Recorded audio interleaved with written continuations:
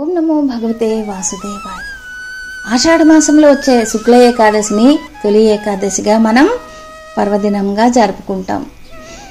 పురాణాల ప్రకారం ఈ తొలి ఏకాదశి నాడు ఆ శ్రీమన్నారాయణుడు, ఆ శ్రీ మహావిష్ణువు పాలకడలిపై యోగ నిద్రలోకి వెళతాడని, ఆ సందర్భంగా ఈ తొలి ఏకాదశిని శయన ఏకాదశి అని కూడా అంటారన్నమాట.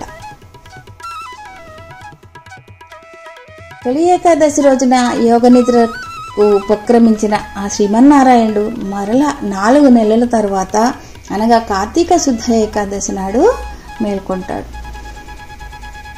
ఈ ఏకాదశిని ఉత్థాన ఏకాదశి అని, మరుసటి రోజున వచ్చే ద్వాదశిని క్షీరాబ్ది ద్వాదశి అంటారు. చాలా విశేషంగా ఆ శ్రీమన్నారాయణుని పూజిస్తారు. ఈ 4 నెలల కాలాన్ని చాలా పవిత్రంగా పరిగణించి చాతుర్మాస దీక్ష చేస్తారు.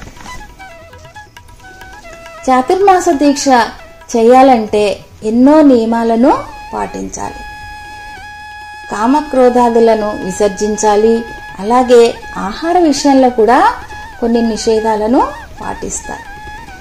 ఏదంటే అది తినడానికి వీలుండదు. కాబట్టి ఈ వ్రతాన్ని ఆచరించడానికి అందరూ అర్హులు కారు అనే చెప్పొచ్చు. ఈ తొలి ఏకాదశి నాడు తప్పకుండా స్వామికి నివేదించే వాటిలో పేలాల పిండి కూడా ఒకటి అన్నమాట. జొన్న పేలాలు, బెల్లము, యాలకులు కలిపి దంచి మెత్తగా పిండి చేసి స్వామికి నివేదన చేస్తారు. దాన్ని ప్రసాదంగా స్వీకరిస్తారు. ఖచ్చితంగా ఆ రోజున పేలాల పిండి అందరూ తినాలి అనే చెప్తారు.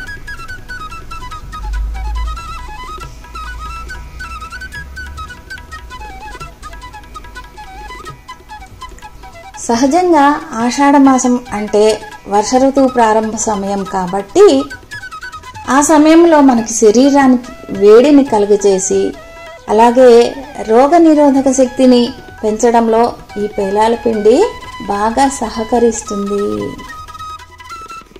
కావున వర్షాకాలంలో వచ్చే వ్యాధుల బారిన పడకుండా ఉండడానికి ఈ పేలాల పిండిని స్వామివారికి ప్రసాదంగా నివేదన చేసి ఆ తర్వాత ప్రతి ఒక్కరూ ప్రసాదంగా స్వీకరించేవారు.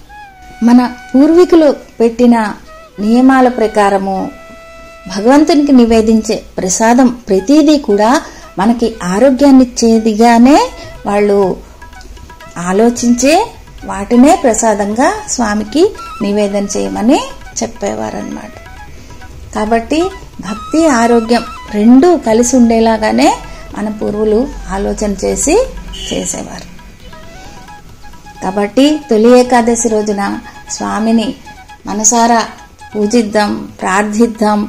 మనసారా ప్రార్థించి ఆ పేలాల పిండి నివేదన చేసి దాన్ని మనం ప్రసాదంగా స్వీకరించి స్వామి అనుగ్రహాన్ని, ఆరోగ్యాన్ని కూడా పొందుదాం. ఓం నమో భగవతే వాసుదేవాయ.